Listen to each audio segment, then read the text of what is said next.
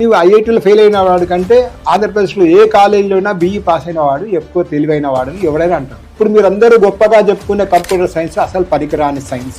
Engineering అయిపోయిన తర్వాత BTech అయిపోయిన వెంటనే ఏదైనా జాబ్ చేస్తే కనుక ఎంటెక్ చేయాల్సిన పని లేదు, ఈ 2 years ఎక్స్పీరియన్స్ ఉంటుంది కదా, ఇంకా అప్పుడు కూడా అదే శాలరీ వస్తుంది. ఒక అనుభవం ఉంది సార్. ఏ కాలేజీని మనం స్టాండర్డ్ కాలేజ్ అంటామో అక్కడ బీటెక్ వాళ్ళకి వచ్చే జాబ్ ఆపర్చునిటీస్ ఎంటెక్ వాళ్ళకు రావడం లేదు. నువ్వు ఏ కాలేజీలో సీట్ వచ్చి ఏ బ్రాంచ్ లో ఉన్నా నీకు నువ్వు రాజా, యు ఆర్ ద డైమండ్. ఎవరినైనా don't call him fool, you say this is the wiser వే.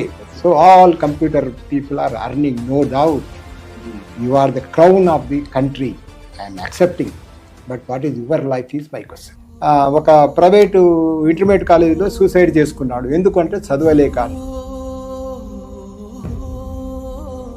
అది నువ్వు తెలుసుకోకుండా డబ్బు కడితే వస్తుంది, డబ్బు కడితే రాదు. అదే తల్లిదండ్రులు నేర్చుకోవాల్సింది. ఇంజనీరింగ్ లో పాస్ పర్సెంటేజ్ ఎప్పటికీ తగ్గిపోతుంది సార్. ఎందుకంటే రీజన్ ఏమంటే సార్, 100 మెంబర్స్ ఉన్నారండి ఎగ్జాంపుల్ గా, ఒక 10-20 మంది కూడా పాస్ అవడానికి కష్టపడుతున్నారు, రిమైనింగ్ అంతా ఫెయిల్ అయిపోతా ఉన్నారు. ఈ నారాయణ చైతన్య కాలేజీల్లో 60 మార్కుల్లో దాదాపు ఈ 40% ఆఫ్ మార్కులు కాలేజీలో యాడ్ చేసి ఇస్తున్నాయి. ఎందుకంటే వాళ్ళ కాలేజీలో అడ్మిషన్స్ పెరగాలి. దొంగతనం చేయాలంటే ఒక్కటి చేస్తే చిన్న చిన్న రాబరీ చేస్తాము, అదే ఒక టీం వర్క్ ఉందనుకో బ్యాంకులో రాబరీ చేయొచ్చు. అదొక టెక్నాలజీ. సో మనం ఎక్కడ ఉండి ఏ ప్రొఫెషన్ చేస్తే ఆ ప్రొఫెషన్ లో స్నాత ఉండాలి. మనం ఆ కాలేజీలో వచ్చింటే, ఆ కంపెనీలో సీట్ వచ్చింటే ఇవన్నీ ఏం కాదు.